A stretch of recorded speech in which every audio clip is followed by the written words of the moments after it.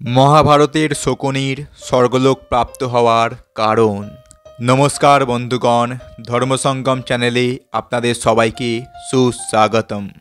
ভারতীয় দর্শন শাস্ত্র, রামায়ণ, মহাভারত, গীতা এবং বিভিন্ন দেবদেবীর পূজা অর্চনা এই চ্যানেলের মধ্যে শুনতে সঙ্গে থাকুন। আপনাদের সামনে আজ যে বিষয়টি নিয়ে আলোচনা করব তা হলো কি এমন পুণ্যের কর্ম করেছিলেন শকুনি যে কারণে তিনি স্বর্গলোক প্রাপ্ত হলেন। বন্ধুগণ, মহাভারতের শকুনি এমন একজন পাত্র ছিলেন যিনি তার সম্পূর্ণ জীবনে শুধুমাত্র কূটনীতি ও ষড়যন্ত্রই করে গেছেন। শুধু তাই নয়, কুরুক্ষেত্রের রণভূমিতে হওয়া ঐতিহাসিক যুদ্ধের পিছনে কোথাও না কোথাও শকুনির হাত ছিল। কিন্তু বন্ধুরা, এটা কি আপনারা জানেন মৃত্যুর পরে ওই শকুনির স্বর্গলোক প্রাপ্ত হয়েছিল? কিন্তু এটা কি করে সম্ভব যে ব্যক্তি তার সারা জীবনে কূটনীতি, ষড়যন্ত্র এবং অধর্ম করে গেল, তার কি করে স্বর্গলোক প্রাপ্ত হলো? বন্ধুগণ, শকুনির এই কাহিনীটি শুরু হয় গান্ধার রাজ্য থেকে। মহাভারতের সময়ে গান্ধার রাজ্যের রাজা ছিলেন সুবল। তিনি গান্ধার নরেশ নামে খ্যাত ছিলেন। একটি সময়ের কথা, যখন ধৃতরাষ্ট্রের সঙ্গে বিবাহের জন্য পিতামহ ভীষ্ম গান্ধার রাজ্যে পৌঁছালেন। সেখানে গিয়ে তিনি গান্ধার নরেশকে বললেন, আপনার পুত্রীর সঙ্গে মহারাজ ধৃতরাষ্ট্র বিবাহ করতে চান। এই শোনার পর গান্ধার নরেশের সবচেয়ে ছোট পুত্র শকুনি এবং গান্ধার নরেশ নিজেও অবাক হলেন, কেননা তারা জানতেন ধৃতরাষ্ট্র জন্ম থেকেই অন্ধ ছিল। কিন্তু তাও তারা ভীষ্মের প্রস্তাবের বিরোধিতা করে না। আর ভীষ্ম পিতামহের যুদ্ধ কৌশলের ভয়ে তারা সেই প্রস্তাবে রাজি হয়ে যান। এরপর রাজা সুবল নিজের পুত্রী গান্ধারীর বিবাহ ধৃতরাষ্ট্রের সঙ্গে করিয়ে দেন।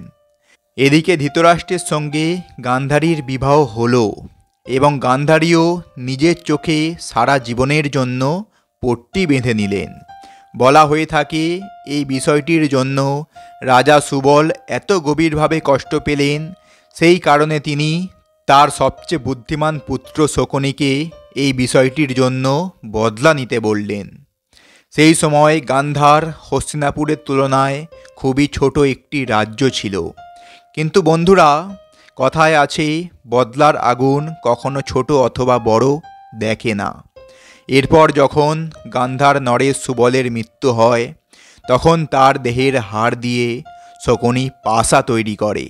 আর এমনটা শকুনি তার পিতার আদেশ অনুসারে করেছিলেন। ওই পাশা ছিল এমন এক প্রকার জাদু পাশা, যা কোনো প্রকার জুয়া খেলাতেই শকুনিকে হারতে দিত না।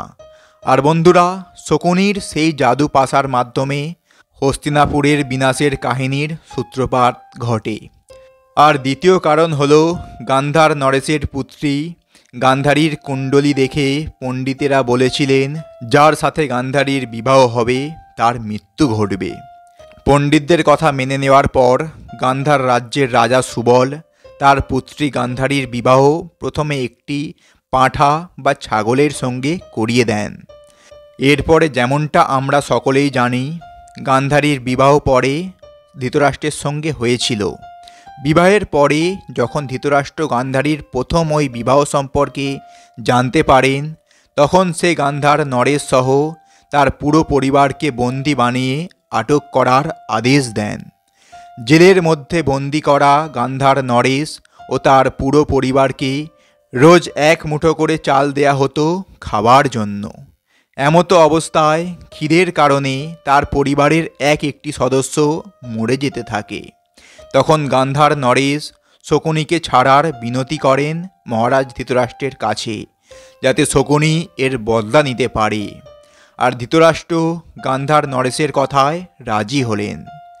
আর তিনি শকুনিকে বাঁচিয়ে রেখে এমন একটি ভুল করলেন, যা পরে গিয়ে তার বংশের বিনাশের কারণ হয়ে দাঁড়ালো।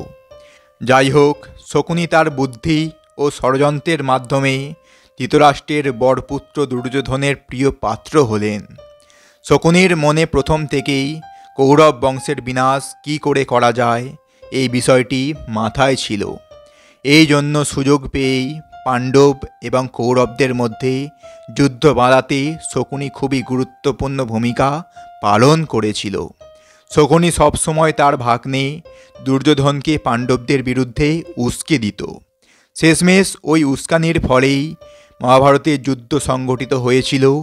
18 দিন ধরে চলা এই যুদ্ধে লাখ লাখ পরিচিত মানুষেরা নিজেদের হাতেই মারা গেলেন। এমনকি ধৃতরাষ্ট্রের 100টি পুত্রের মধ্যে একজনও বেঁচে থাকল না। দুর্যোধনকে সবশেষে ভীম গদা যুদ্ধে পরাজিত করেন।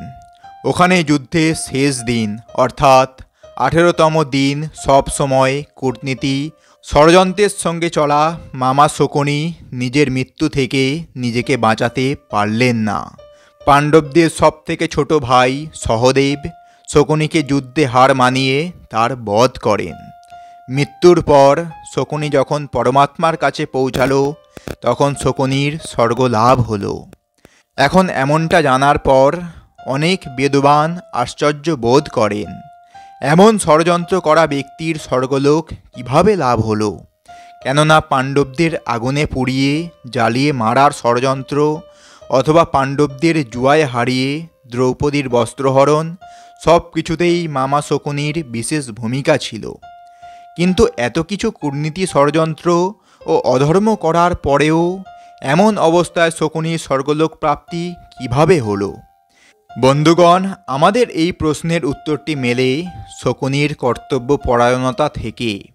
আসলে শাস্ত্রে এই কথাটি উল্লেখ করা রয়েছে, সকল পাপীদের তার পাপের শাস্তি মেলে, আর কুটিলতা একটি পাপ বলে গণ্য হয়, যার সাজা অবশ্যই সব ব্যক্তি পায়। কিন্তু নিজের পিতা ও পুরো পরিবারের অপমানের বদলা নেওয়ার কারণে যেভাবে শকুনি আজীবন চেষ্টা করেন এবং তাতে সফলতাও অর্জন করেন, শকুনির এই কর্তব্য ও কর্মের কারণে তার জন্য স্বর্গের দুয়ার খুলে যায়। বন্ধুরা, বিষয়টি ঠিক সেই রকম যেখানে মরার পরে দুর্যোধনেরও স্বর্গলোক প্রাপ্ত হয়। যেখানে পাণ্ডবরা দুর্যোধনকে দেখেও আশ্চর্য হয়ে গিয়েছিলেন।